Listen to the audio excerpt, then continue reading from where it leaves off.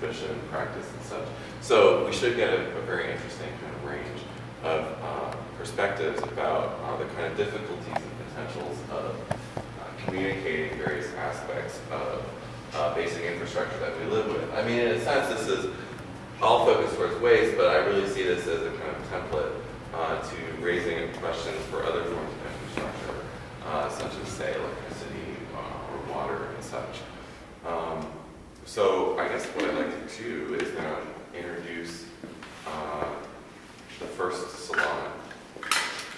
So we have joining us Geiger from the Buffalo School of Architecture and Planning, and Adrian Blackwell from the Daniel School of Architecture at University of Toronto, and who's also teaching at the Graduate School of Design at Harvard this semester, right? Yeah. So we'll begin with Adrian and Jordan. Our respondent or moderator today will be Maher, also from the Buffalo School of Architecture and Planning, who I think, as many know, engages with objects on a daily basis in the context of his home in very interesting ways. So I'm very excited about the discussion that we'll have. And in the context of the studio. And in the context of the studio, absolutely.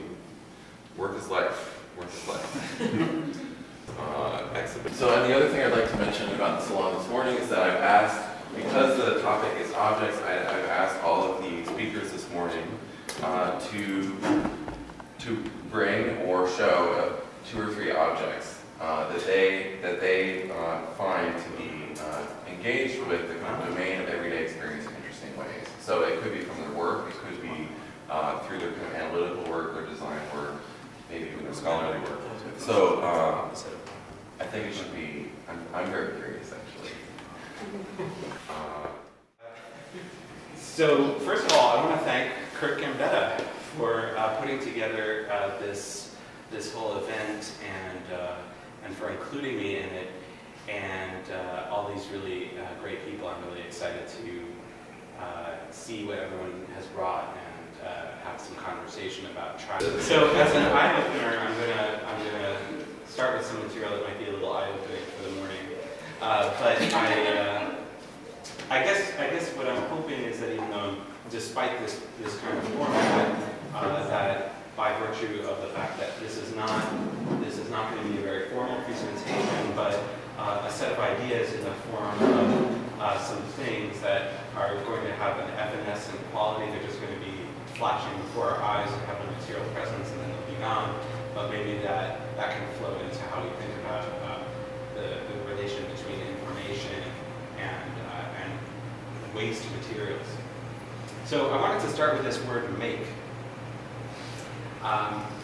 Make is something that I thought was an interesting word because I had given it some thought. I guess about 6 years ago or 5 years ago, I started a curatorial project around this that never got completed, but it was identifying ways that for any of us who have kids or have been kids know that make can refer to 2 things. When a child says, "I gotta make," then they're talking about having to go potty. And so there's something about this relationship between waste as production and consumption that I think is worth talking about also in an infrastructural and architectural context, believe it or not. So I wanted to start with this quote. Warhol, in his book, his great book, The Philosophy of Andy Warhol, said, "How can we be running out of anything when there's always the same amount of matter in the universe?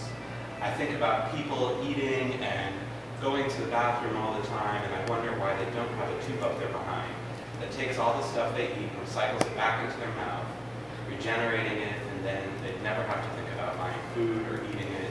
They wouldn't even have to see it. It wouldn't even be dirty." This thing doesn't show me the presenter's notes though, so I'll have to just kind of riff on this. So this is the long part. So with this, as I see it, this is sort of our patron saint of consumerist art. And with one turn of phrase, he's handily turning consumption into production. And so that's no great surprise for him, although he doesn't usually usually talk about it in this context.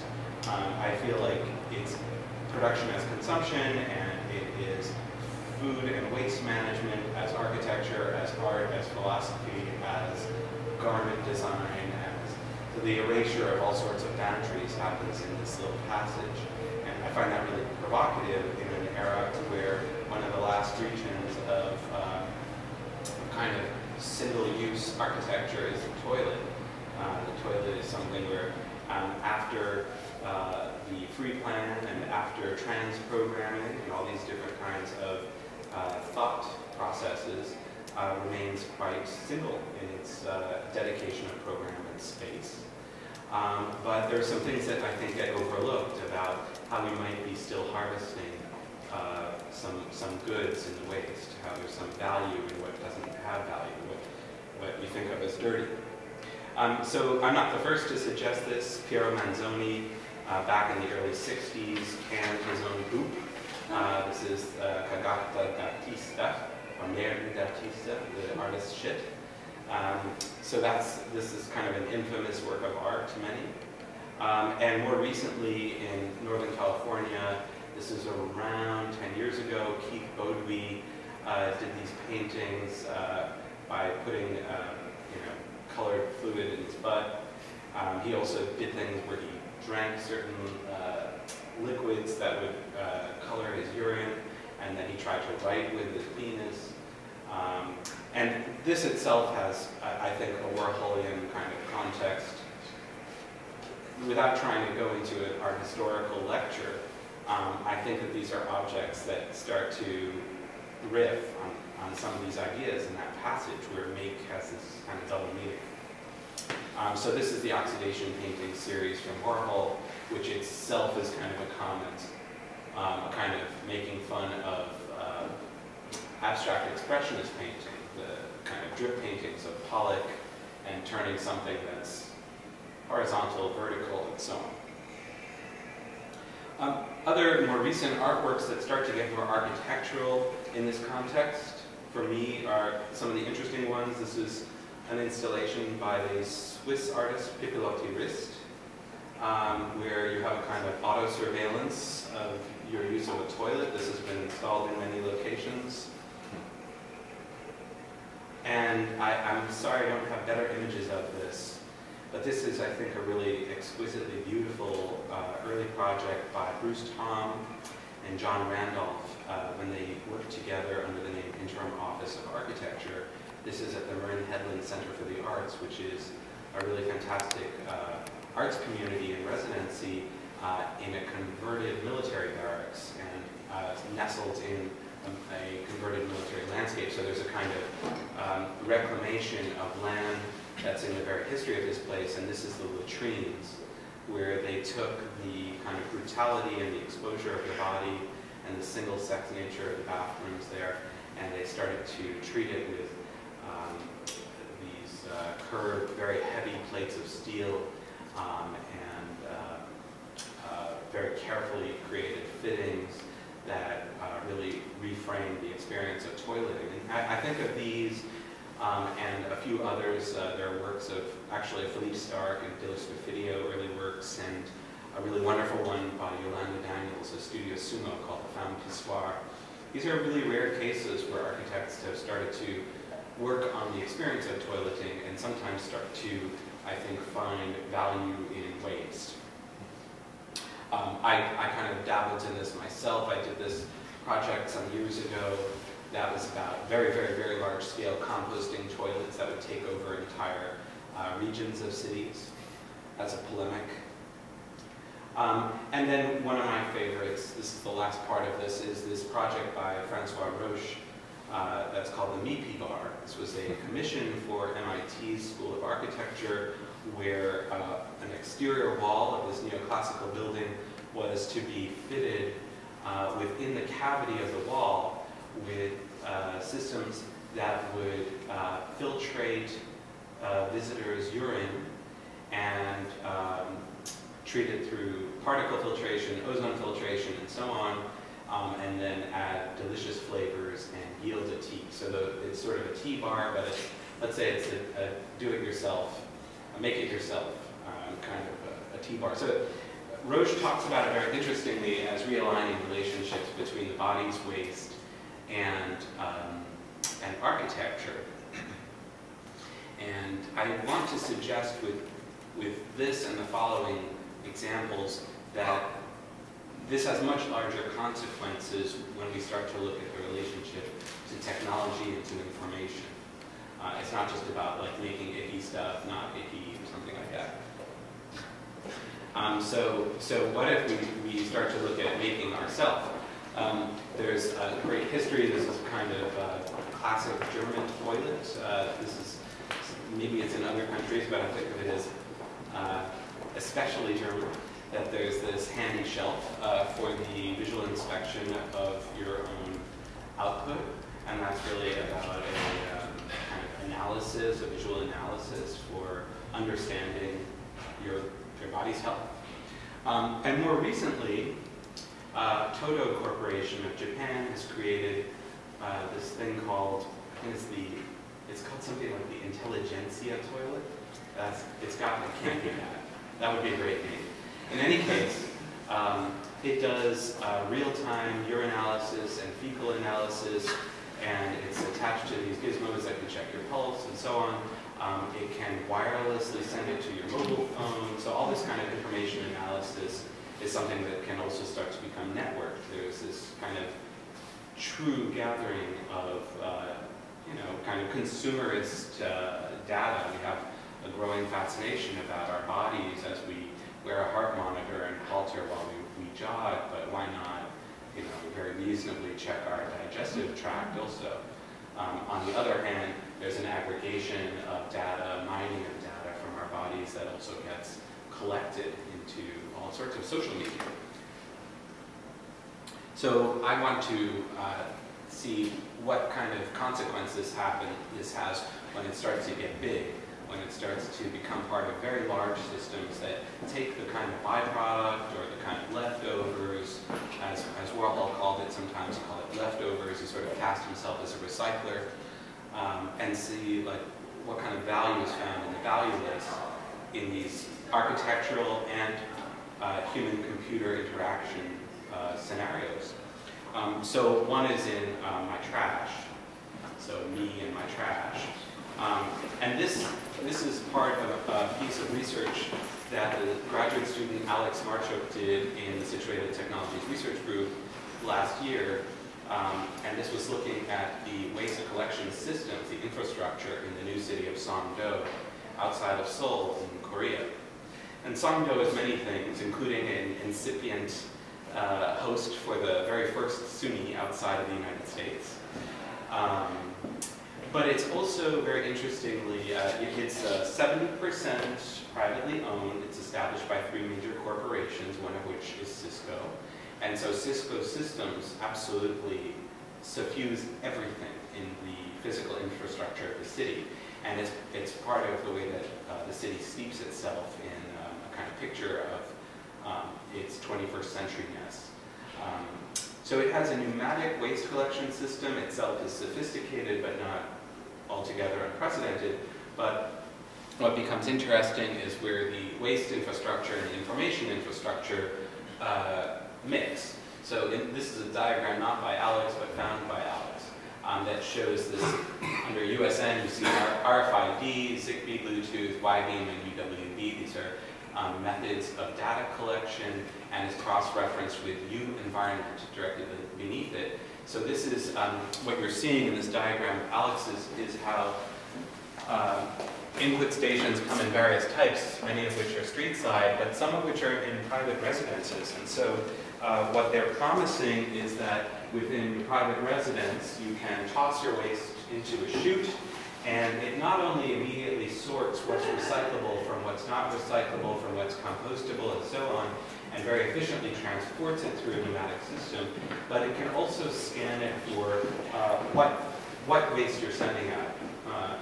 And so it promises that if you send out something that is has a deposit on it, then it can even insert that 5 cents in your bank account. So by the same reason, it can also harvest information. It doesn't just plant it. It can harvest all kinds of data about people's consumption, like concern, you're drinking a lot lately, this kind of thing. So, and there's my commute. So this is from a little research project that I've done from time to time, where I've looked at ways that toll plazas have been changing over the last years. Toll plazas themselves a 20th century kind of architectural and landscape object, but of course now they're cross-referencing police tracking data with automotive registration data, with bank data, and so on, in order to have an RFID or EasyPass crossing at international borders that's facilitated more and more by Nexus. And it starts to reveal how the toll plaza becomes obsolete, it's unstaffed, and it starts to become unnecessary. So all of these grand swaths of leftover land where the road needs to widen in order to accommodate that slowdown in traffic, these are now ripe for rethinking, because these can become areas for the remediation of things like both air quality remediation, but also thinking about the cultural transformation that a commuter goes through as they cross a border from being a kind of bridge and tunnel person to a city person for the day. So this is kind of a quick survey that we started at the US-Canadian road crossings, and we started to mark out red and blue on all the different water and land crossings, and then we started to calculate what these add up to. They really, if you start thinking about these as wasted pieces of land that can start to be reclaimed, and that are across a kind of hybrid of physical architecture, a built environment, and also informational. These are places of a data interaction, that these can be new forms of park space or public space. And they really quite add up a lot. They add up to larger than any park in the North American continent. They add up to much larger than many small towns. But they're distributed across the whole border, of course. And you can also cross-reference them by the size, the physical size, to the amount of tonnage of carbon dioxide that's emitted at each, because when you have idling engines, then you see this kind of relationship between land area and that kind of waste, and cultural identity as people cross by the volume, the number of people crossing. So there's this kind of odd mixture of cultural and ecological and architectural and other kinds of transformations. And then just by a quick glance, you can see this dramatic change where all these little green circles up at the top, that's our extremely porous and very informal boundaries between the US and Canada. And by contrast to Mexico, you see very few, very, very gigantic circles. These represent the amount of border crossings at each. So you see the way that we try to really channel, funnel, control the locations and the numbers of crossings. So that's an indicator also of how we think of our borders culturally. And I think this is the last of the examples where, again, I'm trying to look at ways or suggest ways that we can talk about harvesting information and maybe controlling it a little bit more between the waste that where make is both production and consumption again. So Mind Crops is looking at what's called precision agriculture, and this is again an ongoing research project. This I started with an architect in California named Virginia Sanfratello about 4 years ago. And this is an example of an image called a false color image. This was produced by NASA, by satellite, so it uses remote sensing to take a non-visual image of a field. This is a crop field, and to analyze it for vegetation density, water deficit, and nitrogen content. And you see that these are not all the same image. Like if you look at number 117, that little square in the middle on the right-hand side, it looks very different in the bottom from the middle image. So it might be okay in terms of water, but not in terms of nitrogen. And this kind of system gets used very, very widely now to drive drone tractors in order to to optimize the planting of crops, but also to minimize the use of chemical fertilizers and pesticides. So there seems to be something nice about it. It enables GPS to be a way of both reading the landscape and also writing the landscape. So we look at satellites as operating in a kind of read-write mode in that sense. But so far, it's been a really dumb result. It's just monoculture. It's corn, corn, corn for many hundreds of thousands of acres. And so we looked at this and tried to ask questions about how it not only could be used to start producing permaculture, or polyculture at least, but how people in different size communities can have a role in reading and writing landscape through this. So this is an example of the kind of the GPS controlled tractors, not only making absolutely millimeter perfect rows, but then avoiding a house in the middle to produce a very strange image. This is a much more common one if you look for it. When you start to see how things get controlled in order to be viewed from above, then you have this great logocentrism that lands, right? So you know that things don't get analyzed so much informatically as visually, even if they're not made that way. It might be a numeric calculation that leads to this, but it's meant to be seen as Wells Fargo or we remember 9/11. So that's kind of a caution for us about how, once you start to control the way things are looking from above, then they could very easily be a Coca-Cola logo. This is a diagram of how we tried to rethink this, that you have tractor down at the ground, you have a computer interface in between a satellite and that tractor that's reading and also writing the landscape. But to the left, we add this kind of, this new thing, which is, at the moment, suggesting a challenge to the USDA. And so we're actually pursuing a large grant with the USDA in order to implement this. We're suggesting that with a very mild modification of the hopper, not even of any information technology, that the seed hopper can be controlled to have 4 different seeds or 5 different seed types instead of just one, and that a kind of drawing in the ground can start to deposit seeds differently and to produce a planned polyculture.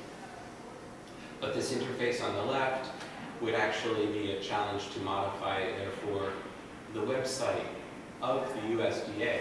And that would be because the U.S. Department of Agriculture is responsible not only for farming practices, but also for nutrition norms. But in our opinion, it fails to cross-reference these things. So we know that if the average carrot travels 1,500 miles to get to your plate, we know that that is at lots of expense. We know that it costs us nutritionally and so on. But the USDA does not represent the relationship between the farming practice and the nutrition. And we're suggesting that it could, so that this kind of Google browser view would start to actually appear within. So we actually, this is just some screenshots from it, but in our first sketches, we actually put it into the Google browser. So there's a whole fly-through that shows, this is a longer story, but this is a trip to the very county where the journalist Michael Pollan traveled in Iowa to write part of his book, The Omnivore's Dilemma. And we looked at this part of the Jeffersonian grid and imagined it as replanted with a polyculture that actually took on this problem of the image and how that becomes information. So that the image is something that's, in this case, in the first test, this kind of logocentric thing, deliberately a kind of chimera of different crops that are growing there. But that, as you zoom in, it starts to just appear as lines.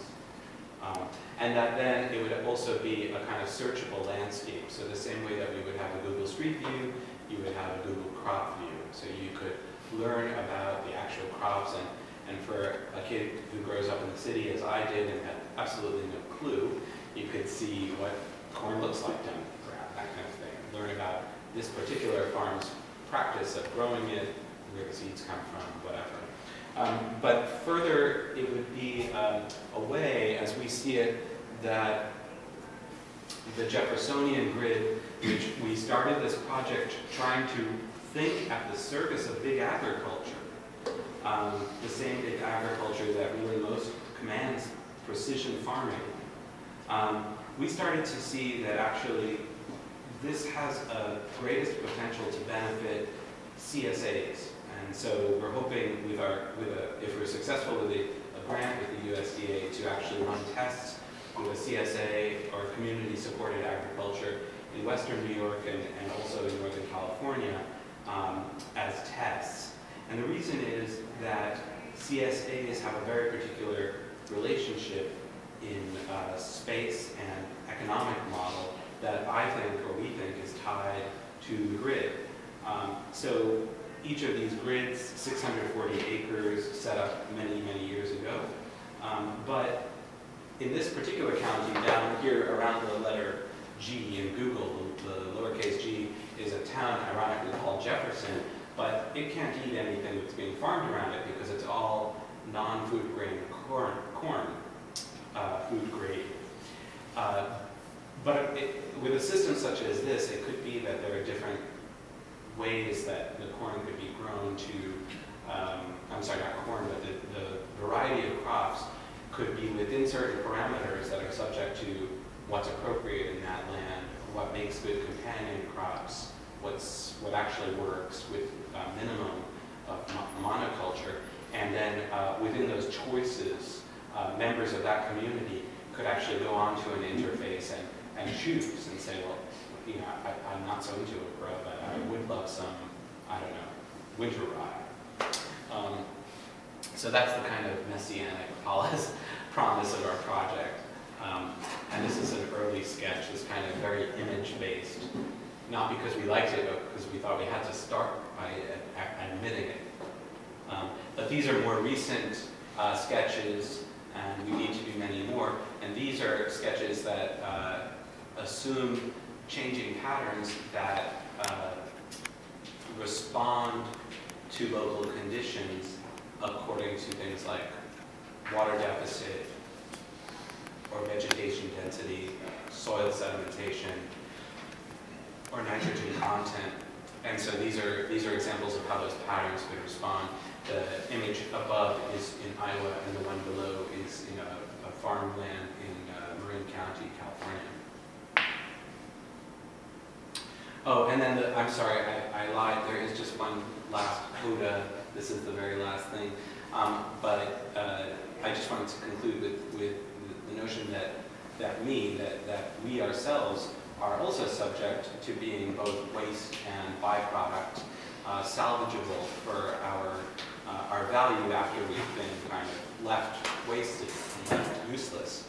And here I'm talking about a current project that's getting developed, and I hope to launch in about 2 or 3 weeks. And this is a project right here in Buffalo that is at this, kind of at the service of, I don't know, it's discussing with or working with immigration and refugee communities in Buffalo's West Side. So in this, I've been working with the Grand Street Neighborhood Center, and for those of you who know the West Side, you know that it is a really, really culturally and ethnically diverse community, and it's been much more so in the last few years because of the huge influx of immigrants largely from Somalia and Sudan and Burma, but also Mexico, and before it, other waves from Puerto Rico and from Italy in decades past. So you have this very small community that has been marked by generations of immigration and of refugee influx, and a lot of this has to do with policy that is global refugee policies. So the children who go to this neighborhood center speak a lot of languages. They speak Mai and Spanish, they speak Burmese, And so this is a kind of oral history recording pavilion of sorts, where the children who go there will have an opportunity to go in and record a little bit of their personal history, but the first things that they'll record are basic facts of where they came from and what year. And so this is kind of how this pavilion thing looks, which is irrelevant in a way. It could look like anything. It's mostly looking this way just because it's very quickly deployable and because it provides a modicum of privacy. But it will trace paths of these answers to a global map that shows the origin of a person's, the participants' kind of objective data to Buffalo and tag it. That's kind of the key, is that it will tag it with the immigration policy that likely attended their migration here. So there's a way that an individual can see their contribution to this very global process and also understand what they might not have, which is how larger information systems, I would call it, these kind of political policies affect their move. And so the project is called Beaufleuve. It's kind of a play on this one of the creation myths of the city's name, this kind of misunderstanding of what the French supposedly said when they got here. So I think that's it. Thanks. Yeah, thank you.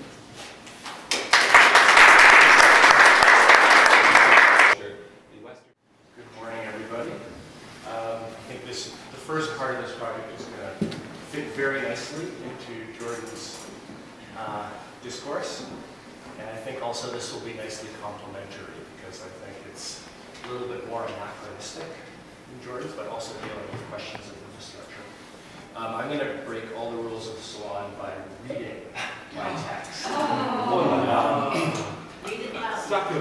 Okay, so obsolete objects, interventions into the space-time of neoliberal infrastructure. Objects become obsolete in three distinct ways: usefully, economically, and ideologically. Private objects tend to fall into one of the first two categories. They reach obsolescence through the rule of the commodity, either through their use value or their exchange value. Public infrastructures, on the other hand, are more easily affected by purely ideological obsolescence because they're governed more directly by the political state. The shift from Keynesian ideology of the post-war period to the contemporary ideology of globalized neoliberalism has involved the repudiation of public infrastructures to court and an attempt to privatize them on many fronts, from telephones to highways to energy provision. In their 2001 book, Splintering Urbanism, Stephen Graham and Simon Marvin argue that there's been a decisive shift away from the provision of massive and universal infrastructures under Fordism to a highly differentiated and unequal provision of infrastructure under post-Fordism. They call this new urbanism unbundled or splintered as a way of describing this differentiation, but they also see these forms of infrastructure as having a splintering effect on urban spaces. If Fordist infrastructures cut the city into large pieces so that someone might use the expression the other side of the tracks to describe a neighborhood of a different race or class, post-Fordist cities simply provide different qualities of infrastructure for different citizens based on their ability to pay for them. This talk will examine three artworks that I've made, which each examine a different obsolete infrastructure. These three projects each engage in infrastructure which provides a basic right to the city, the right to relieve oneself in private, the right to eat and buy essential commodities, and the right to affordable housing.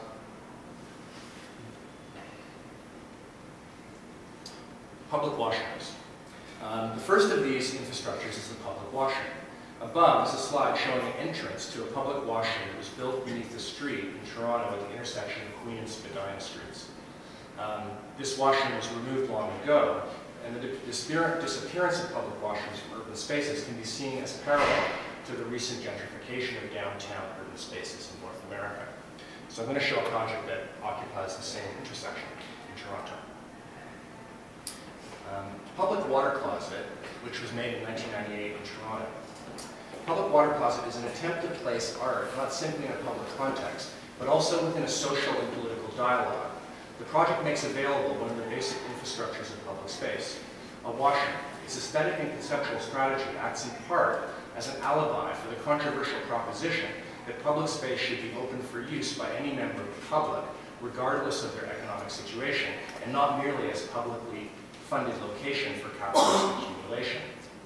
The form of the work diverts, or in situationist terminology, detourns, the basic function of the two-way mirror, which is to provide systems of power and invisibility from which to survey a population to be controlled.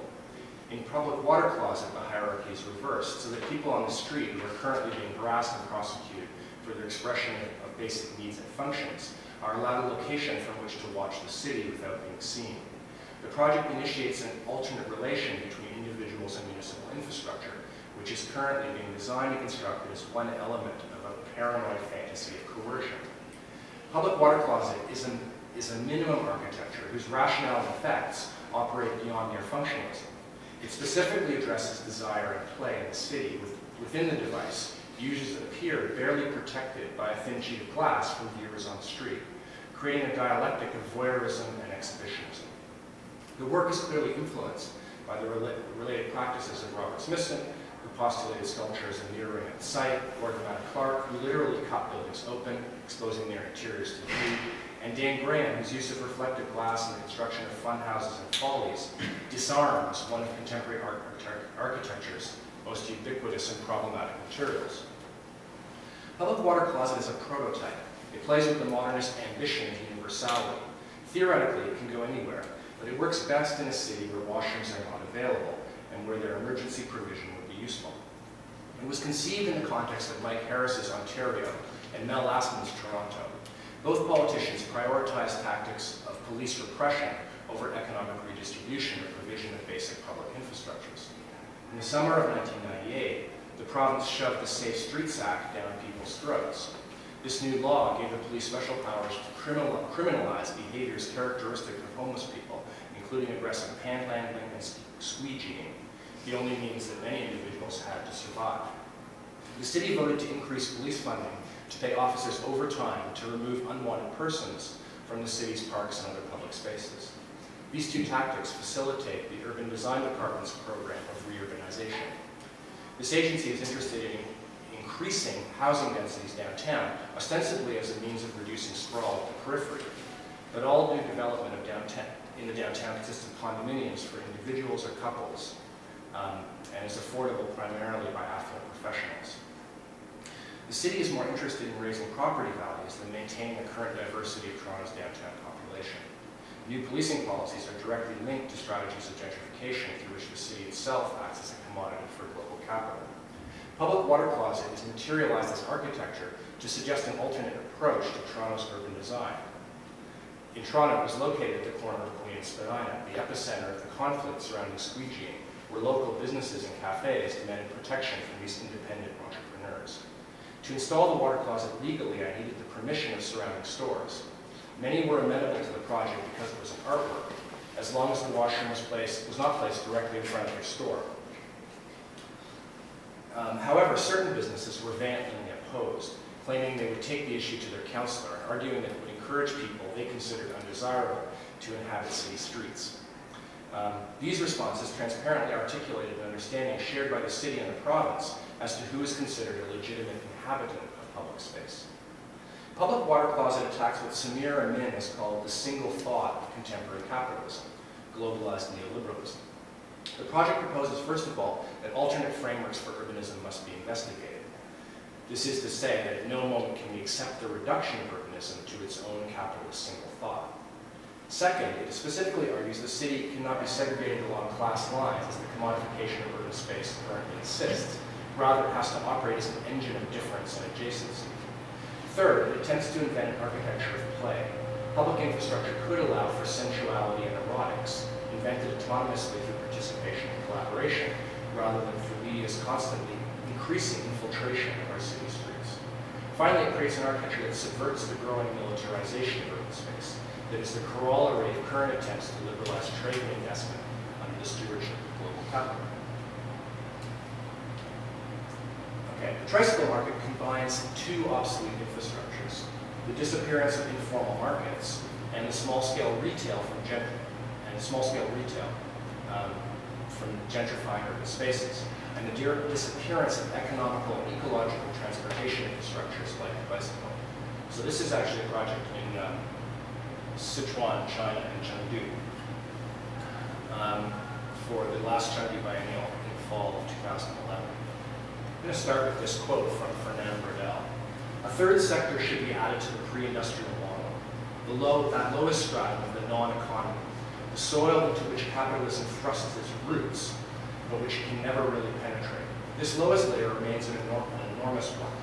Above it comes the favored terrain of the market economy, with its many horizontal communications between different markets. Here, a degree of automatic coordination usually links supply, demand, and prices. Then alongside, or rather above this layer, comes the zone of the anti-market, where the great predators roam and the law of the jungle operates. This, today as in the past, before and after the Industrial Revolution, is the real home of capitalism."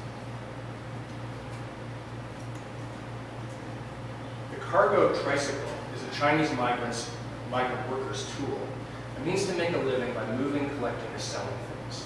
For many, it is the fundamental means of production, providing its owner a foothold in the market economy and a small measure of autonomy from work in factories, construction, or service industries controlled by large capitalist enterprises.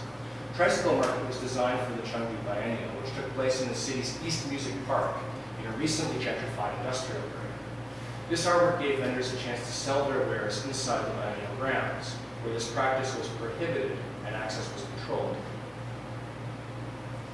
In the process, the market provided basic services for biennial visitors. Structurally, it consisted of a modular system based on groups of 3 tricycles, acting as a ballast to hold down the corners of standard construction tarps, cut and sewn into triangles.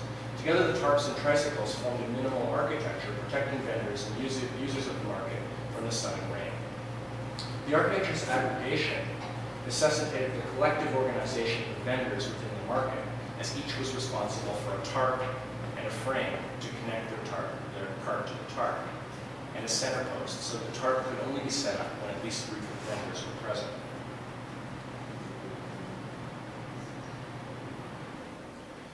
Okay, 3 markets: the non-economy, the market economy, and the anti-market. The French historian Fernand Braudel understood capitalism as a tripartite structure consisting of the non-economy, the market economy, and the anti-market.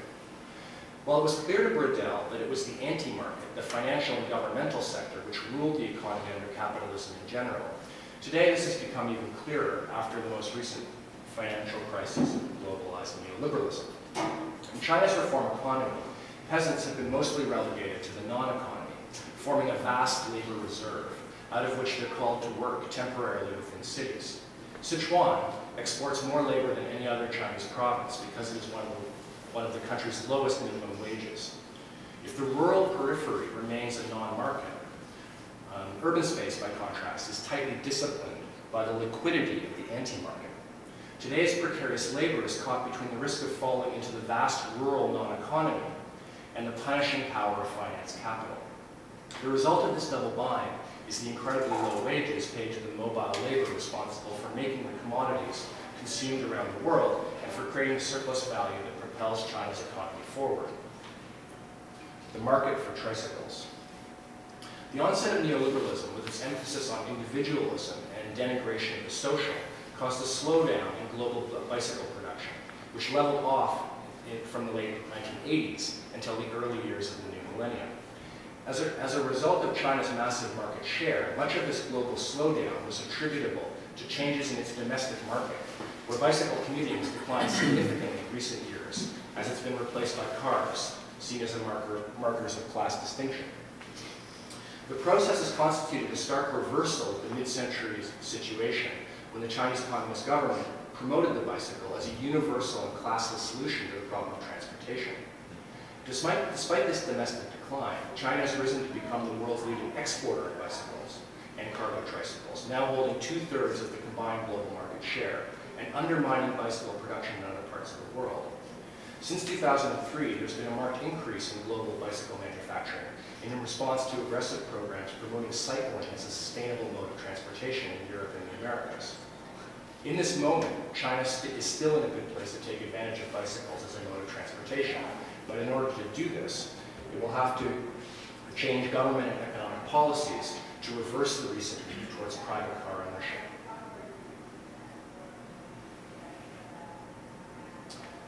The Chengdu tricycle market. In the face of these global realities, tricycle market was designed to do three things.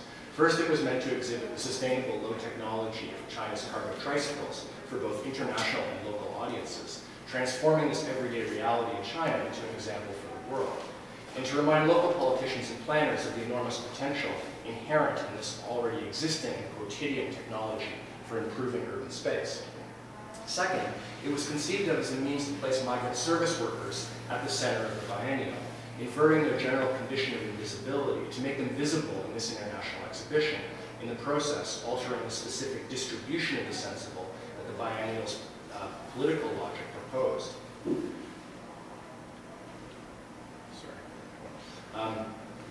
Finally, the tricycle market presented architectural form as a mediation of independence and connectivity without hierarchy.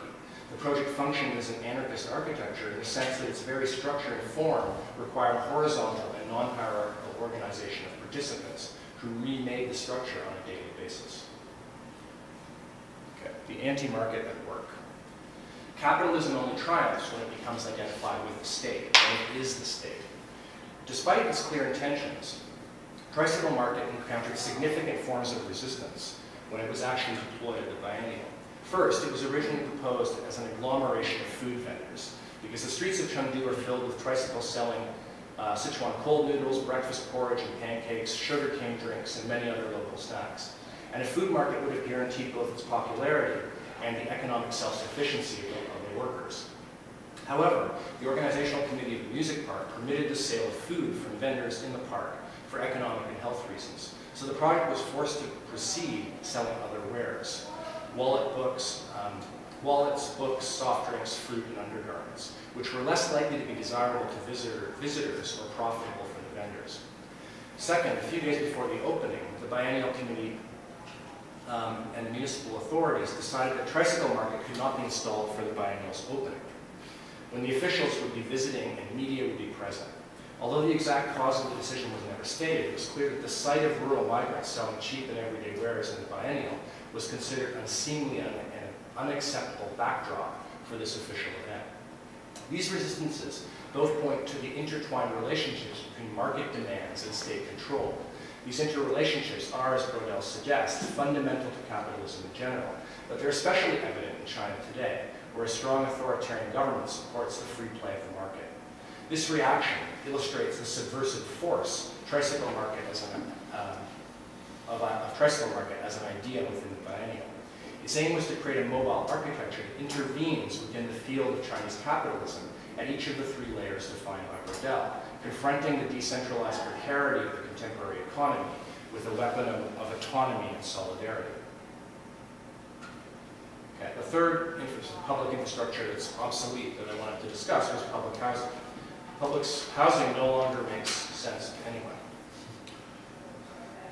So this is a project that I did with Jane Hutton, who teaches landscape architecture at the GSD at Harvard.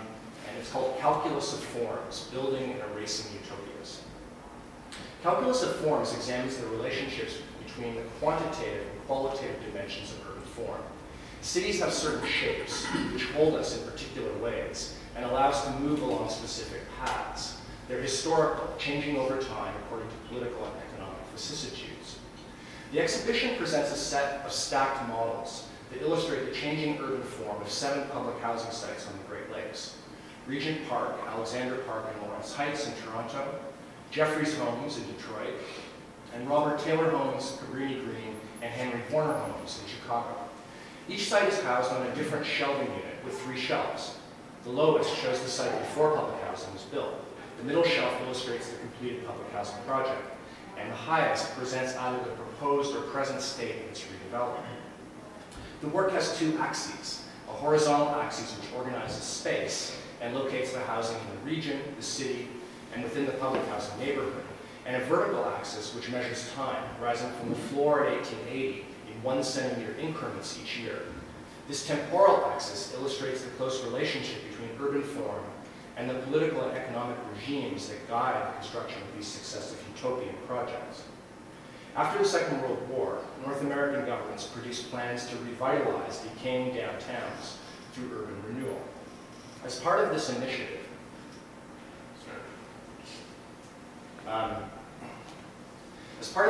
cities built public housing for people living in what were named blighted neighborhoods.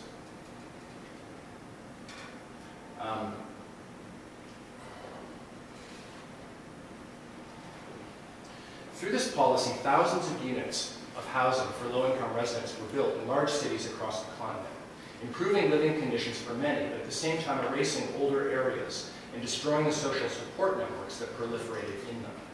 Over the 50 years after these public housing projects were built, they fell into disrepair as government stopped maintaining them.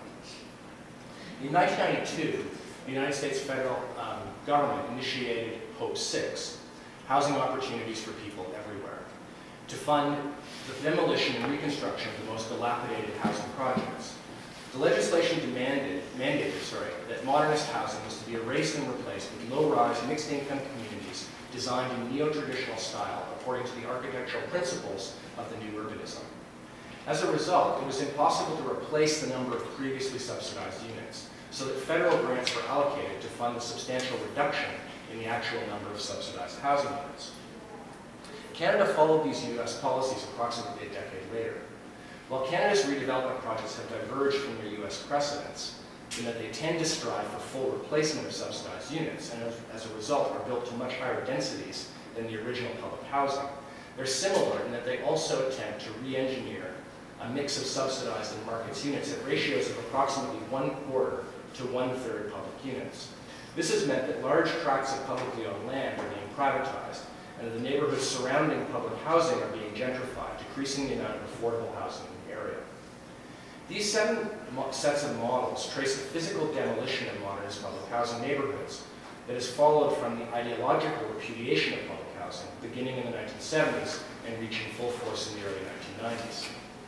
The hard push towards home ownership as a solution to housing problems, to the housing challenges of low-income people, has been the most recent point in this trajectory, and its repercussions were felt in the subprime mortgage crisis of 2007 and its derivative effects in 2008's financial crisis. The people most affected by each of these historical moments, from the devastation of urban renewal when public housing was first built, to the long period of neglect of public housing, to the displacement caused by contemporary redevelopment plans and the foreclosures of the subprime crisis, have been the city's lowest income residents. So I'm just going to briefly describe the actual installation. This is, on the left, it's pretty hard to read in this projection, but there's a graph that we lifted from Gerard Dumenil and Dominique Levy's essay in the New Left Review called Neoliberal Income Trends, Wealth, Class, and Ownership in the USA.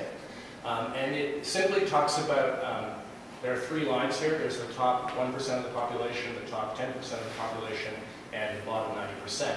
And it's equalized for 1950 in the graph. So, and it goes from 1900 roughly on the floor and moves upwards. And so in 1950 everything's equalized, but you can see that the bottom 90% of the population have a lot smaller, they have a reduced, a negative share of overall income at the beginning part of the century, and they have a greatly decreased share of overall income. Starting in about 1970, there's a great decline. There's a period in the middle where the income share of the bottom 90% doesn't change that much.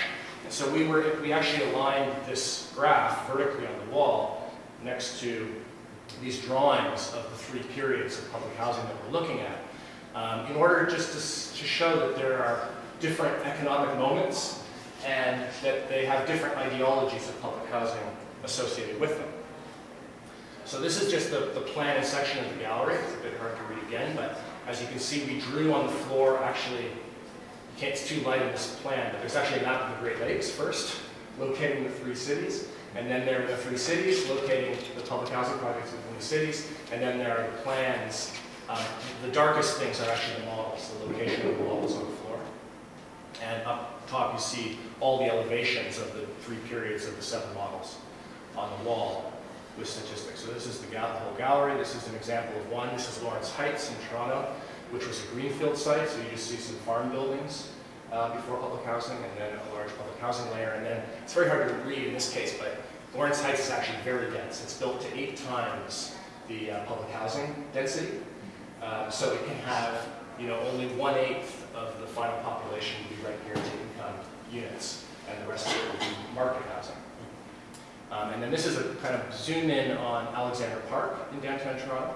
This is before public housing. This was built in the 1970s, and so it's not a tower neighborhood. It's actually a much more based on Italian hill towns. It's kind of a much lower density and circuitous laneway public housing project. And it's going to be radically densified as well to something like 3 or 4 times its existing density. But then to compare this to an American example, this is Robert Taylor Homes. This is the situation before. And of course the highway is built in the same piece of land. So you get the destruction of existing fabric through the highway, and then directly adjacent to it you have these 22 towers. I think it's about 2.5 miles of towers that line the highway, just south of IIT. And provided many units of housing. And then this is the current condition today. And one of the interesting things that we noted in looking at the Canadian examples and the US examples is that in the US it's very hard to find master plans of contemporary renovations of public housing. You can find the individual developments and their sales offices, but you'll never find a publicly published, this is the new Robert Taylor Homes. Whereas in Canada it's usually promoted that way. Like the Toronto Community Housing is changing the city for the better, and you get the full image of the new development. So it seems like in the US, there's such a repudiation of public housing that you just don't want to mention it at all. That's the main difference there. And then here's just an example of 2 in a little bit more detail. Canadian example, so Regent Park, Canada's oldest and largest public housing neighborhood, and then the left, Jeffrey's Homes in Detroit. And I just put these up to show the different numbers of units. So in Jeffrey's Homes, before there was public housing, there were about 415 market units on the site. Public housing produced about 3 times that many units, 1428 public units. And then in the post-public housing state, you have a reduction to about 40% of the number of RGI units, and you have an additional 135 market units. So you have a great reduction in the number of units, period, and also a huge reduction in the number of subsidized units. And then in Regent Park, you have 1160 market units before. You double the number of units in the public housing neighborhood to 2083. And then they try to maintain, I think they're going to end up with even less than this, but they have 1905 public units and 3,210 market units. So a huge addition of market units to help offset some of the costs of renovating and upgrading a few public housing units.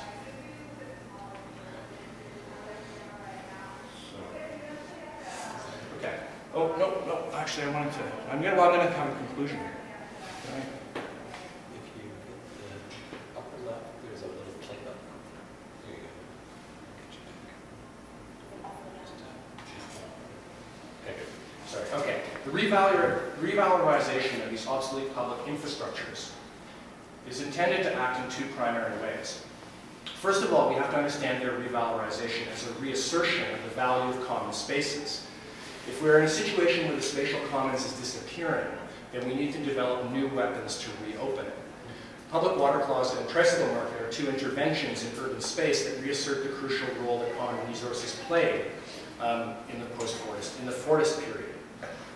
Fordism responded to the dialectic of labor and capital through the production of leveling infrastructural space. Energy, communications, and mobility infrastructures were provided universally.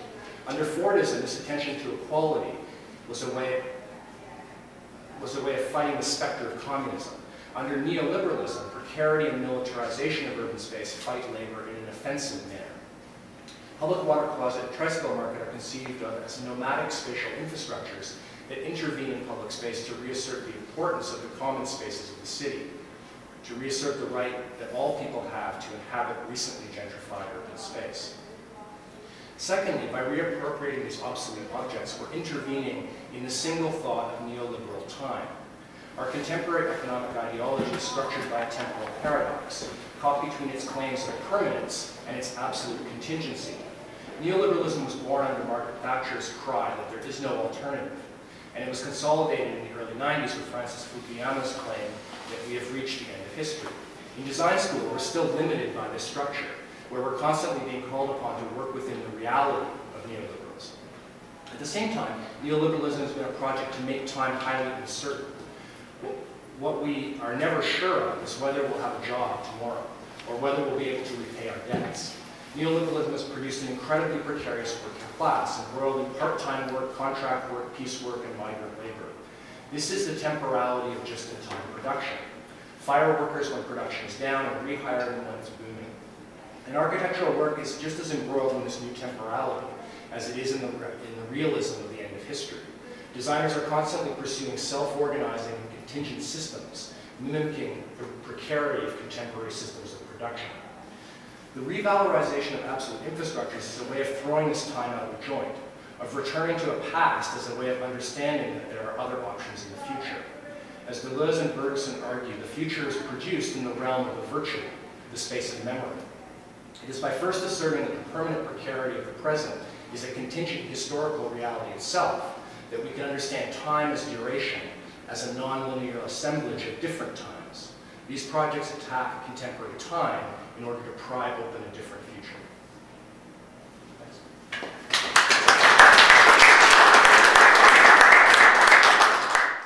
He responded, and I said I didn't know what that was.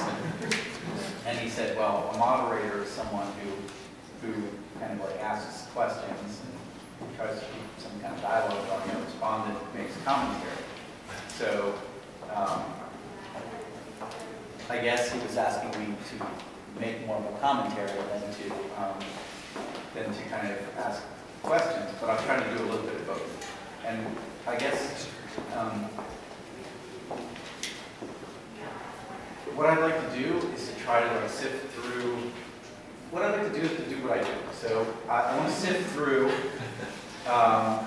presentations made by Jordan and Adrian and try to find objects, which is what I do kind of daily. And I think the commonalities are kind of like clear at first, but then not so clear. So I'll just, if you just give me a second, kind of like try to rehash some of these things. The first object seems to be a toilet, okay, because both of them very clearly started the discussion with a toilet. But I think the more we look at it, not really a toilet, the object is a mirror. Because as Jordan pointed out, the processes of kind of reflection, self-reflection, and kind of awareness of the body in space and time and in daily activities and rituals was clearly what I saw you bringing to the fore in the first set. And Adrian kind of made that really apparent when he put a mirror in the toilet and didn't really talk about the mirror so much, but talked more about what the mirror enabled. So I guess the first ignored or obsolete or hidden thing is a mirror. Okay, so that's the first object. I'm going for 3 because that's what Kirk was kind of asking for.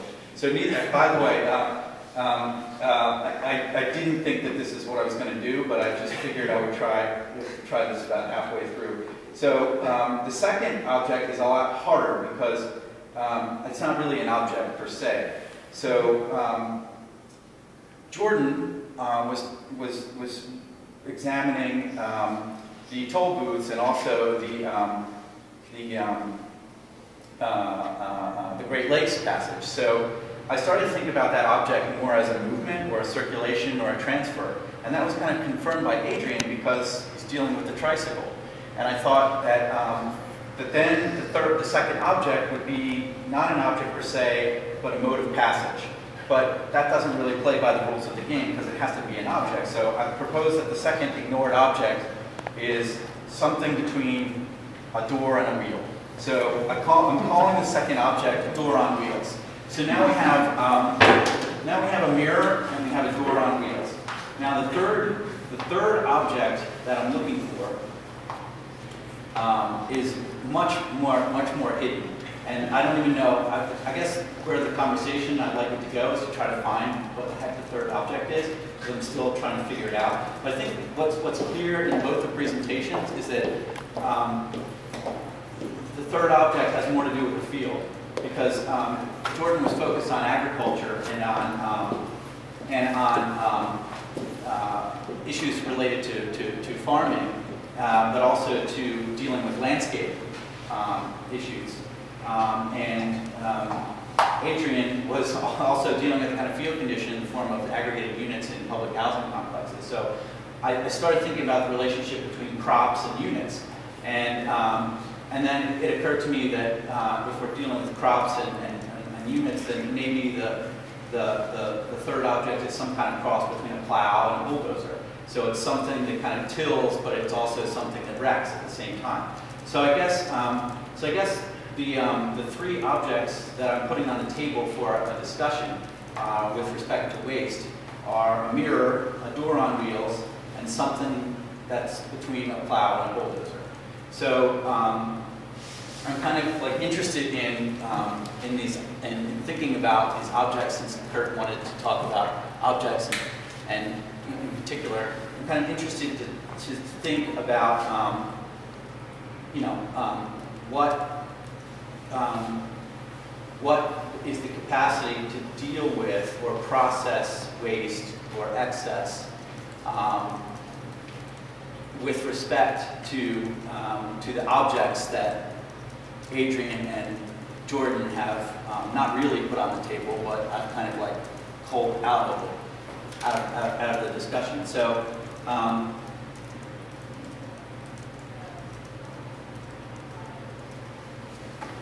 guess another comment I have, which seems a little bit divergent, but I'll try to bring it back, is that I have a friend who every week, not every week, but very frequently, he likes to poke me by sending me links to various articles about things like hoarding or he's really kind of testing me by sending me strange news stories which he thinks resonate with the kinds of things that I do. And last week he sent me a link to a story on hoarding. Maybe you saw it. It was about a trust fund recipient. You saw that. A trust fund recipient living in New York City who has been collecting things in his house.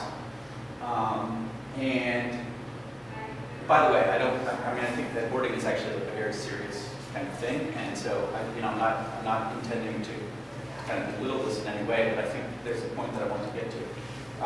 So the issue with this particular order is that at a certain point he moved out of collecting things in his house, and he started collecting them and storing them underneath his van, which is parked in his van and underneath his van, which is parked outside.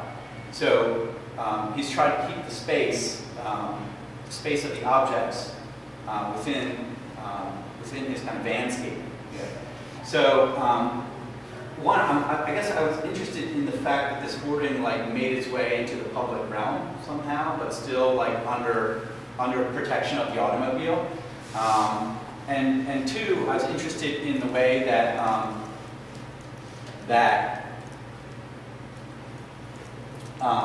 as any therapist or psychologist will tell you, hoarding is not really the act of collecting per se. Hoarding has nothing to do with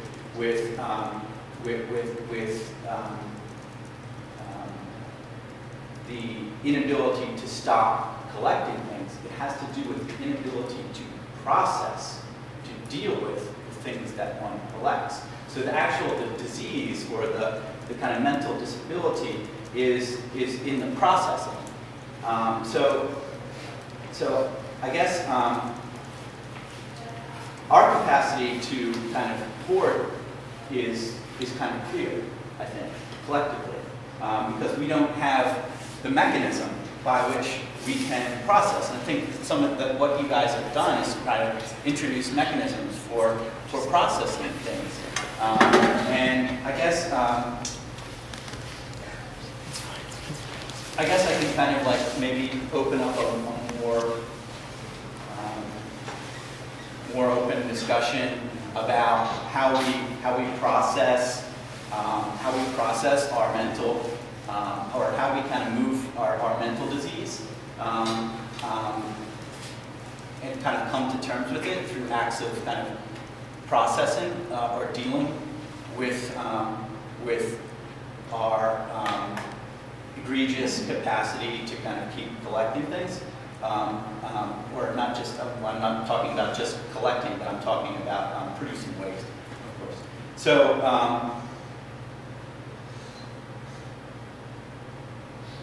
so I guess I have a question then for, I should make a question, right? This should make a question. So I'll try to make a question out of this, which is, so,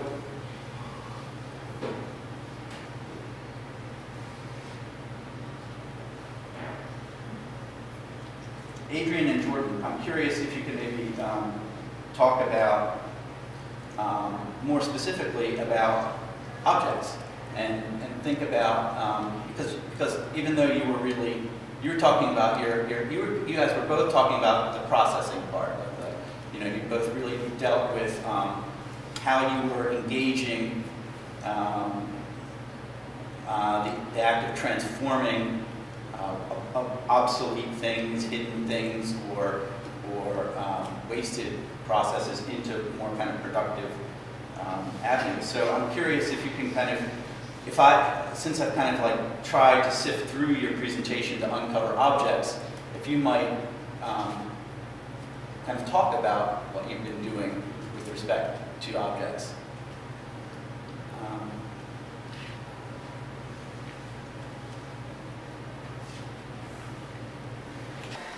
I'll start by saying I so appreciated, congratulate you, but I really appreciated what you had to share. I think that there's a lot of dialogue, I think, between the things that we're interested in talking about. And I was struck, Dennis, that I might be unable to get out of my own frame of reference, but I was struck that we were never one of those objects that you came to in your list. I mean, I think that there's a kind of inanimate, like object is inherently inanimate in your list. And I didn't quite think it consciously, but I think in trying to frame the way I wanted to talk about things today, I was assuming that we're always, we start as a subject and we always are becoming an object in these cases, and so that's one, and that, so I felt that also, maybe I'm projecting, but I felt that also in the things that you're doing, that they're moving us from being one to the other, and, or they're opening up some bleed between the two, across the border between. I felt also, again, projection probably, that there's some making visible of really large-scale processes in housing and in the informal economies that you bring to the biennial that are made manifest in very small objects.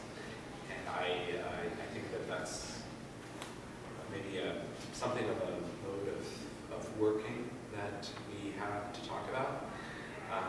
And in the case of that project in China in particular, I was reminded of a way of dealing with the large host institution that I've always found really inspiring, if a little adolescent, in Hans Hacke. That Hans Hacke has many times kind of bitten the hand that feeds, and so because of that habit, it raises an intrinsic challenge to anyone who will engage him that he might bite. And so there's a kind of credit we need to give to host institutions when they work, when they take on that relationship. there's already an openness. That's where I'd start. Well, I think you're ignoring the object again. Because I think that these objects are actually animate, like the mirror. I think the mirror is an animate thing. I think I said it was a door on wheels, so it's a door that's moving. And the other thing is a plow or a bulldozer. So these are three things. So I'm just I'm interested in how these objects kind of like don't come to the fore. Like, you're right. And I'm sorry, I did not mean at all to ignore them. I actually love these objects. I think that they're really interesting. I think that they're really spot on also. I haven't seen a lot of things, even starting with the mirror.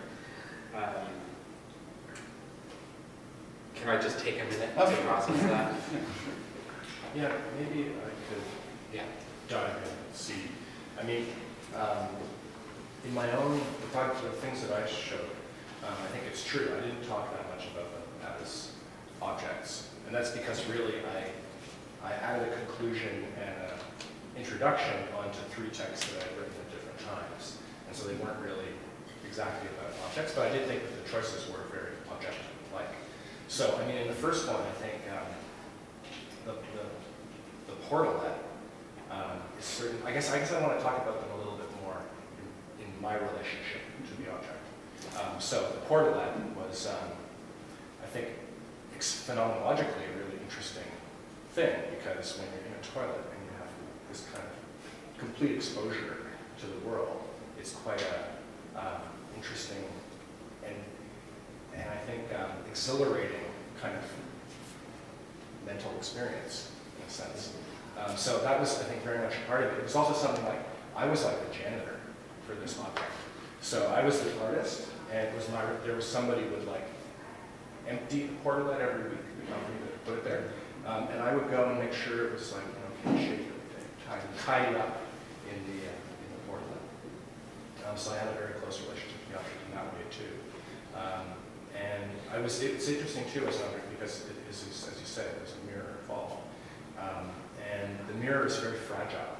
And so, I mean, portalets are also somewhat fragile. Usually they are in public spaces because people like to push them over.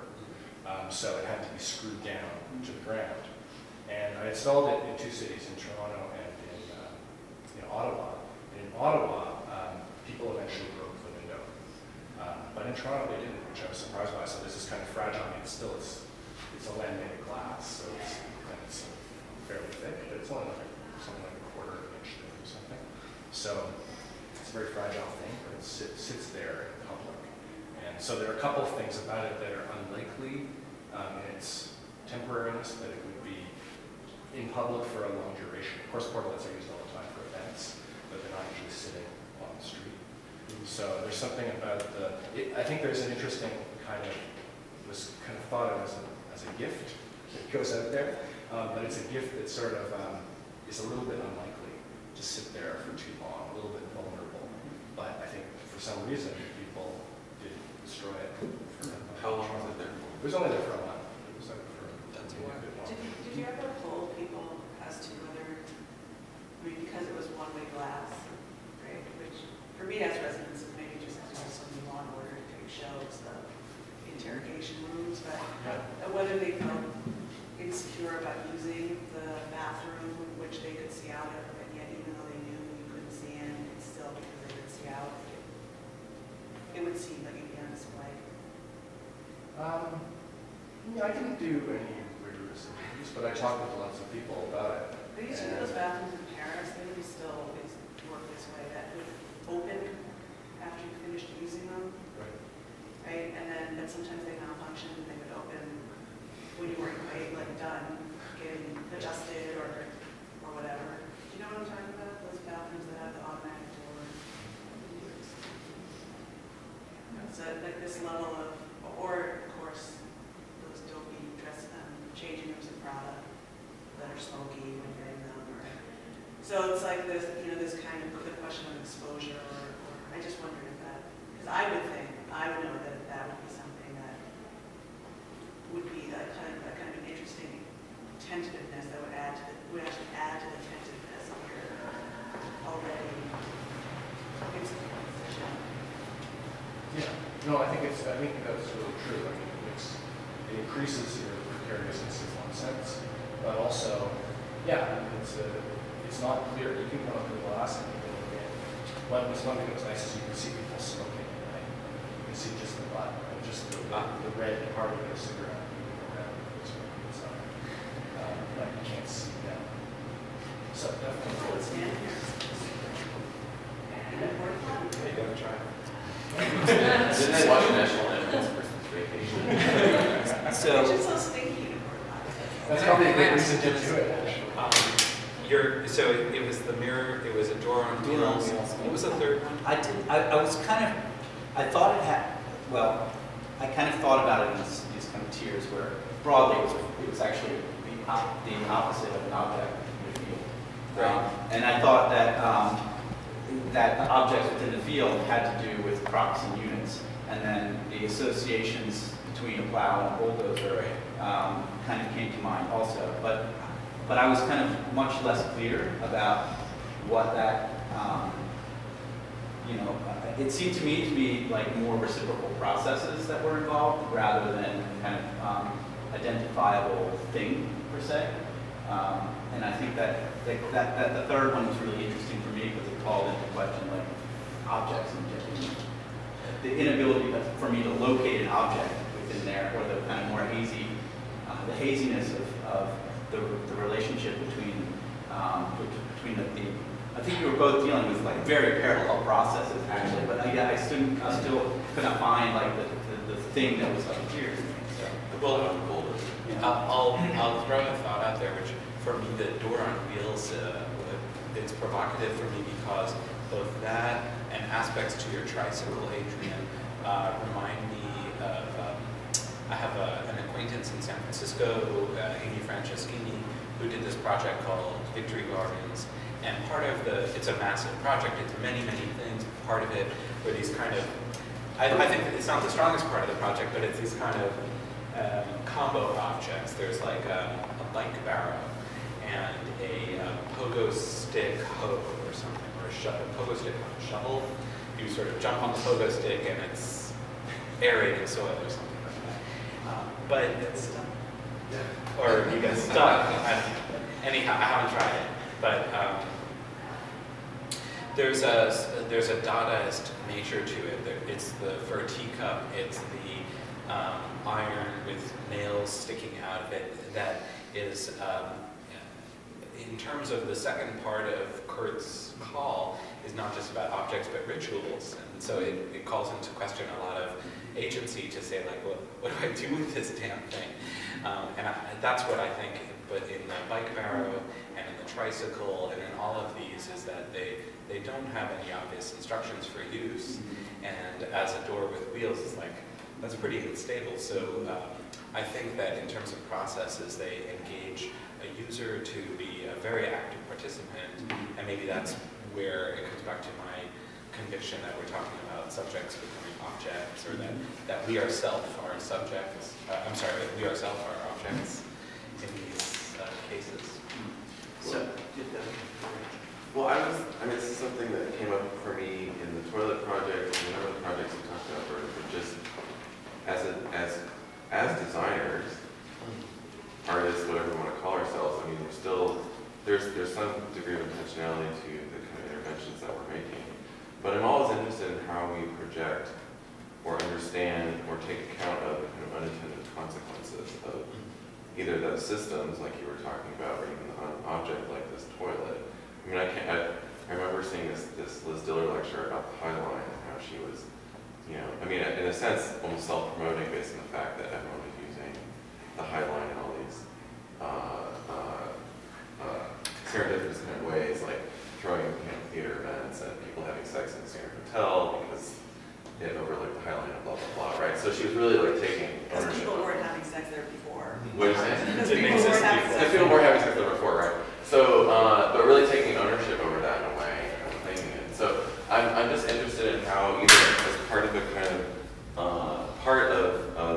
say when you kind of begin a process of designing an intervention or even a kind of research for an intervention like this, how do you take account of the kind of unintended consequences? because even in some of these systems, I can imagine someone taking these tools and using them in a very, very different kind of way. So, I'm curious how that becomes kind of productive to your own development of object as a kind of system or as a very tangible thing. I mean, I found it really interesting you say you became a janitor, right? I love that. Yeah. So.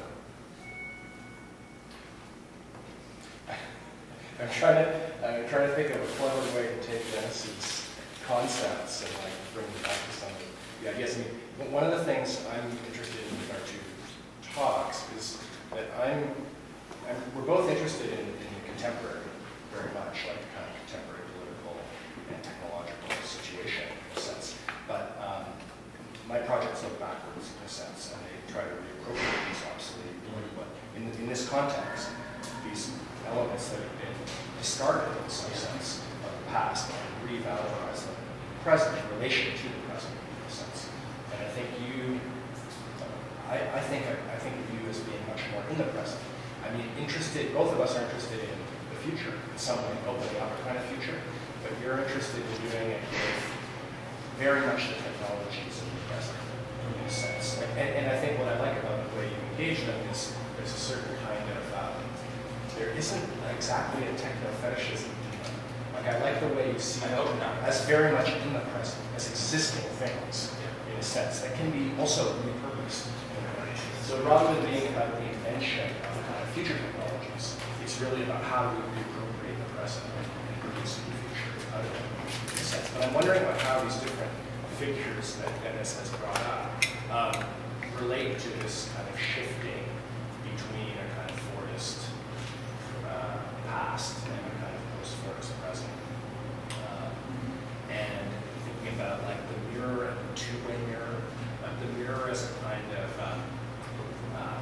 object of individualization, producer of the subject, kind of like a mirror phase sort of idea. And then this two-way mirror as a certain kind of figure of surveillance and a kind of promiscuity of like vision and that we live under in a sense of privacy. It's like the two-way mirror is, you look up close enough, you can look through it. Like there's no longer any kind of definitive reflection. There's just like this kind of promiscuity of views. Or that this surrealist object is also something like a kind of Latourian hybrid or something, these kind of products of modernity that now approach an age in some way. I think it's engagement. It's this opt-in part that's really particular. Like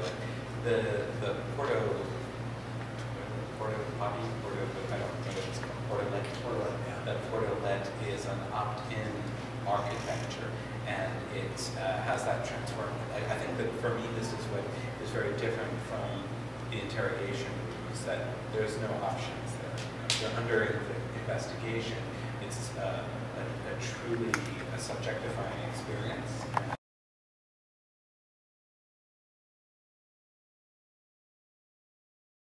Ability to be walked behind, walked to either side. For whatever reason, it's called the two-way mirror. Can't explain it. But you can only see out of it really one way. Unless you It's really about light condition. It's mostly about I'd like to come back to what Kurt asked about the unintended consequences. Yeah. It's like, it seems to me that we're talking about all this making, and that, one of the laws of entropy is that if you create order in one place, you're creating disorder everywhere else. And so the whole question of all of this stuff is like, what happens to all of the debris that gets torn down, or when we actually build these satellites, how many rare minerals are we taking from across the earth? And it's like, so there's a whole unmaking part of the creation of waste seems to me to be one that needs to be problematized in architecture, because we're always creating disorder everywhere across the world in order to make precious things here, put out there. The consequences are really, severe in other places. And so I'm just curious about how you think about that in respect to some of the concepts. Say briefly for myself, I feel like that's a kind of very open under subtext for most of this is that we are. I feel like that's something to be discovered again and again and again. Is that there are byproducts of every product, and technology that these projects are all existing within them and trying to discover them and maybe give a little agency to our living within that. So if my trash is being harvested so that I can be target marketed something, that's something to discover. That is that byproduct is not to be overlooked, because then we lose all of our agency. Is that kind of what you're getting at? Well, I was actually way back to Dennis and talking about objects. Yeah.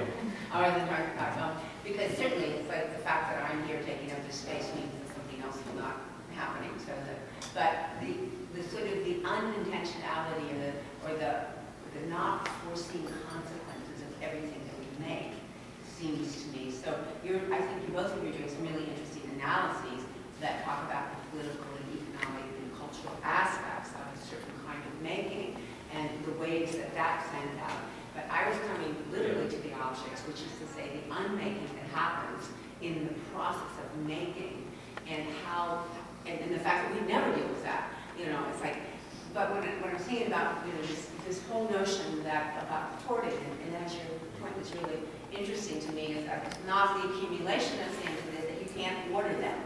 So I remember, for example, telling my kids how to clean their room. I said, you have to have a place for everything. You can't clean your room if you don't have a place to put everything, you know, and one could look at the whole, you know, consumerist culture as to be this huge cultural attempt to try to figure out where to place all of the waste that we're actually accumulating. I work with toxic waste a lot, you know, so we keep trying to figure out where we put this toxic waste instead of stop making it, which would make an obvious solution to do.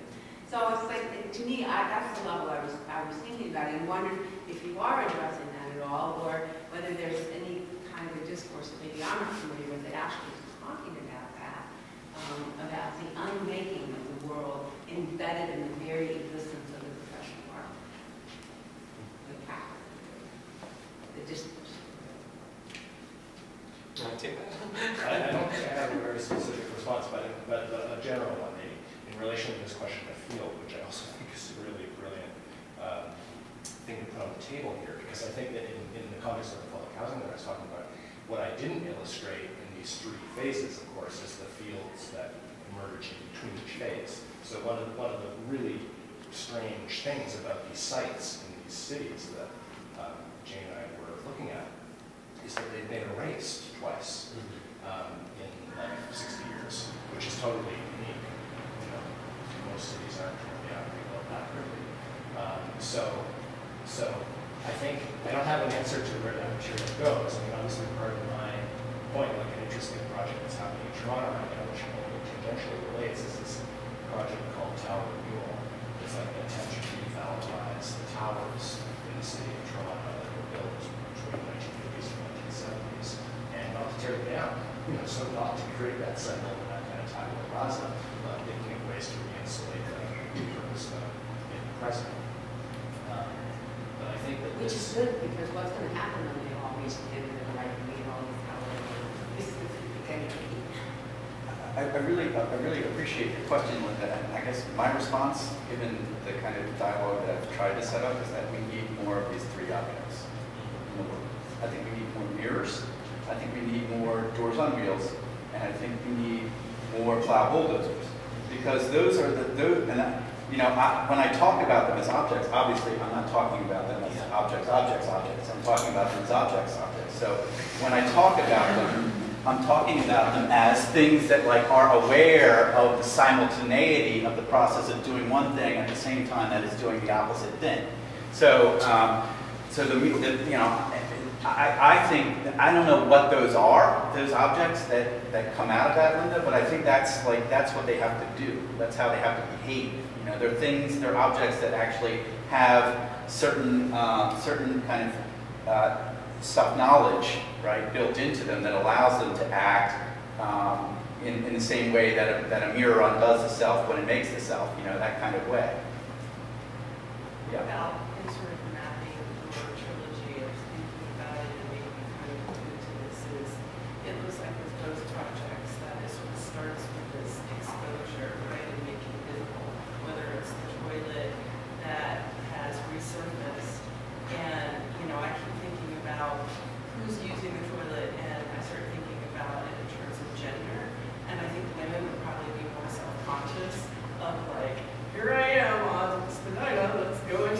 toilet, everyone's watching me.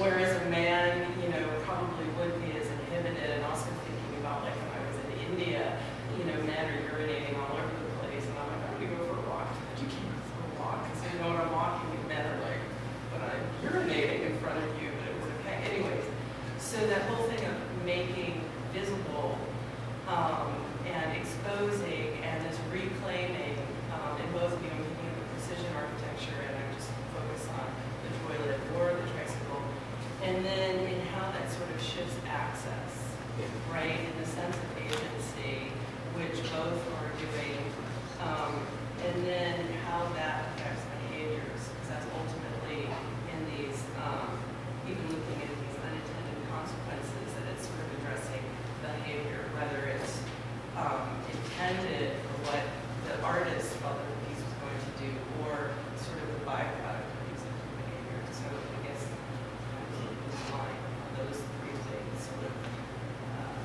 map onto the objects. Do you repeat the three things? I just said exposure, access, and behavior.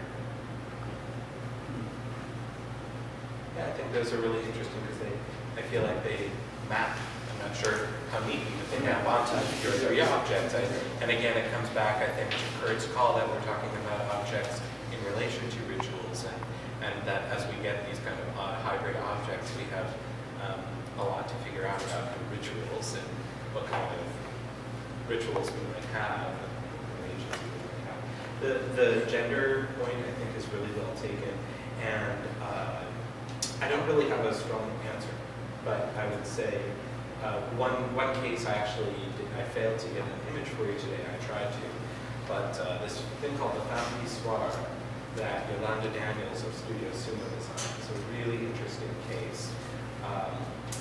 That was as it sounds. It was the design of a pissoir that addressed a lot of the kind of issue, the kind of experiences that were built into the pissoir at its inception, and tried to rethink it from the very beginning, from a woman's perspective and a woman's experience, anatomically, visually, like you name it. And it doesn't purport to be a solution, but it's a very provocative, what were the three words, exposure? Exposure, access, and behavior. Yeah. Yeah, it really addresses the three. And then, Linda, to come back to the kind of discussion between Dennis's and Linda's points, I think that, well, for one, I'm trying to emphatically say that physical objects, whether they're architectural or the things that architecture processes, like excrement, literally, or trash, that these things are equally harvestable and harvested of information. That information is an object now, and that it has an ecological and a social and a financial role, just like any other thing that we're looking at.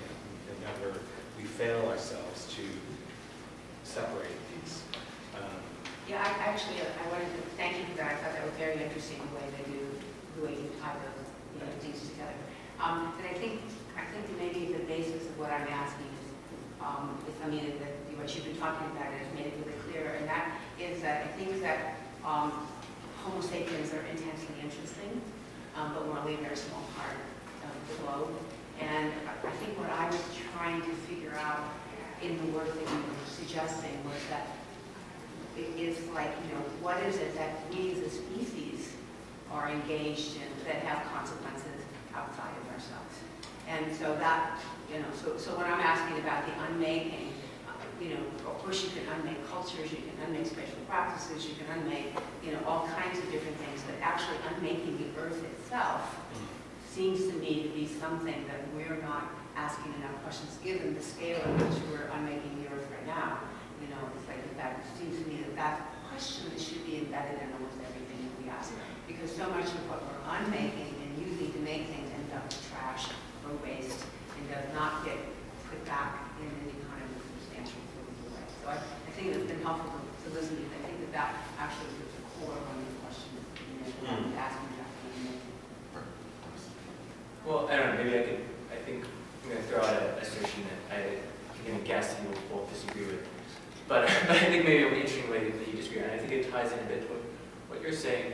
It seems like your work in some ways has similar concerns, but you have kind of fundamentally, this is what you presented just now, fundamentally different orientations towards the idea of waste, or how to intervene with it. And I guess a fourth object maybe to introduce, it seems like, is the shelf, like the kind of German toilet shelf that you brought up. Like, it seems like your work is very much in that, is like a shelf. Like, it's like, here's this shit that we produced under capitalism, let's look at it. And so that sort of seems like a major part of your work is coming out of a certain kind of critique of like, well, these are things that people consider to be waste objects.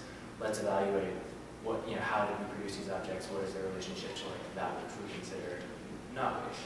And so in a way, not that your work is devoid of optimism, but there's a certain kind of like, the kind of abject hopelessness of like something that rejects capitalism in general. Like you kind of have like, under the system, nothing good can be produced. Like, and so a lot of the work seems to kind of come from that orientation in terms of looking at something like the anti-market and the non-market, looking at something like public housing. Your work, a lot of it seems to be something about kind of and you can kind of map this onto an environmentalist orientation. So you're sort of about like reclaiming things from the waste stream. So like a lot of things that you've shown were sort of like, here's these spaces that are part of borders that can maybe be used in different ways, or here's all this information material that's generated by the waste stream can be harvested in some way. So it seems like there's a way in which your work is sort of seems to be about sort of figuring out how can we like produce less waste in like more metaphors, and it is more about pointing out how like, our system in general is inherently wasteful and broken. I don't know, does that seem accurate to the way you think about your work? Or? I would say I think it's fairly good analysis, except that I don't think it's quite as hopeless. I think what I agree with is that, yes, I think that the system is inherently wasteful, and that there is, so to reform it is unlikely to create substantial differences in a sense. But I think that, lots of people do interesting projects in capitalism, and I guess I'm interested. I think that a lot of these projects are amazing, and I'd like to think that these projects are also optimistic and constructive in a sense. But what I would like to maintain in the object is a kind of critical dimension. So I like to think not so much as negative or resistant objects, but as more dialectical objects or paradoxical objects that are at once somehow optimistic about what's possible to remake in a sense, and to rethink history and to grab onto certain moments that seem positive within it and project them into the future.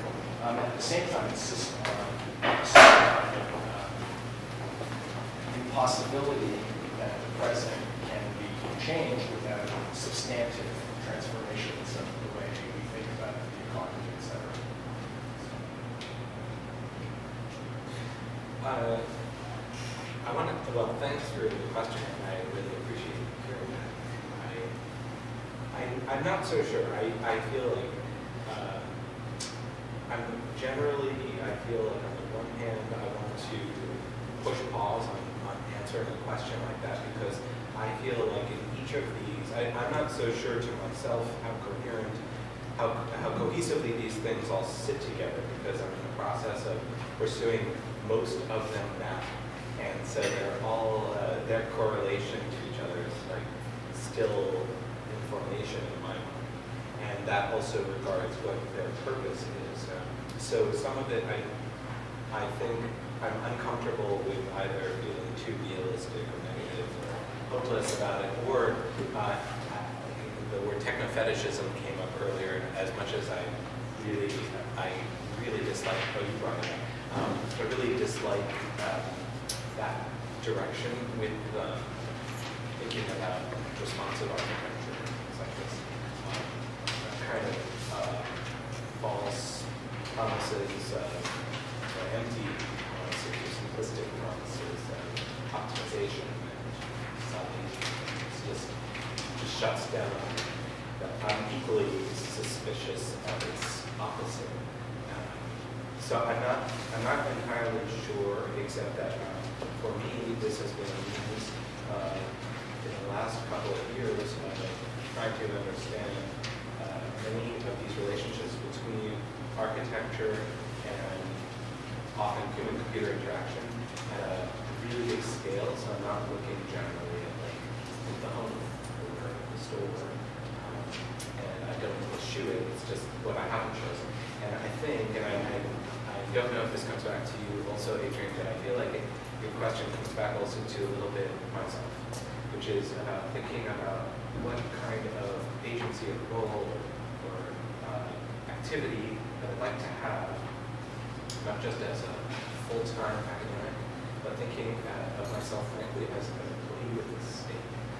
I take it very literally, and I think of myself as having an opportunity or maybe even a job to be in some kind of dialogue with larger organizations, whether it's federal or otherwise. And that's sparked me to try and ask these questions of myself. It sounds really grandiose, so I'm sorry about that. So I don't know. Not as grandiose as in your dictionary. That's right. I think we need to wrap up, so I'm going to say this as a comment, more than a question that maybe we could talk about. I'm very interested in, the fact that most of the projects that we looked at today, this morning, most likely won't go beyond the domain of speculation. They might go beyond that. There you go. But I think most of the work we do now, most of the work. They change the world. Right. No, but that's where I'm interested, because I think there is in even kind of speculative practice there is a lot of agency actually, and specifically in how certain ideas say proliferate. So I'm interested, for instance, in this question of the ritual. A ritual is something which is actually repeated and mimicked, and which ultimately proliferates, culturally speaking. So when I think about something like the tricycle, right, as a kind of system, I'm wondering if there is a possibility or an interest, and I'm kind of curious to talk about it when we have our breakdown, in terms of how that kind of system, that it can be proposed as a kind of system. And I wonder if that also poses you, Adrian, as something, much like you said, you become janitorial, where you also become kind of entrepreneurial, in a sense, in terms of your, the kind of alliances that you draw, say, with street vendor networks in China, where you actually are, in some ways, supporting them, but also in a kind of, maybe entrepreneurial is not the right word, but where it's not necessarily the clean role of the kind of do-gooder, do you know what I mean? But where you're actually kind of proposing techniques which can be appropriated, circulated, and proliferated beyond, say, the kind of particular instance of that site, that they have a kind of iterability, but also, again, this kind of ambiguity where we don't know where it could go. I mean, how a certain technique can be appropriated. I mean, I couldn't help but think that some of the projects you were working on, that they have that potential as well. I mean, you're setting up a set of very provocative ideas that one could see maybe even translated in different ways by other people, and I find that to be their potential, right? Yeah. If they don't, right? Yeah. So it's just something I wanted to kind of throw out there, but we actually really should stop and take a short break. We're going to shorten the break because we started a bit late, so we'll take about 5 to 10 minutes and then come back together. So thank you so much.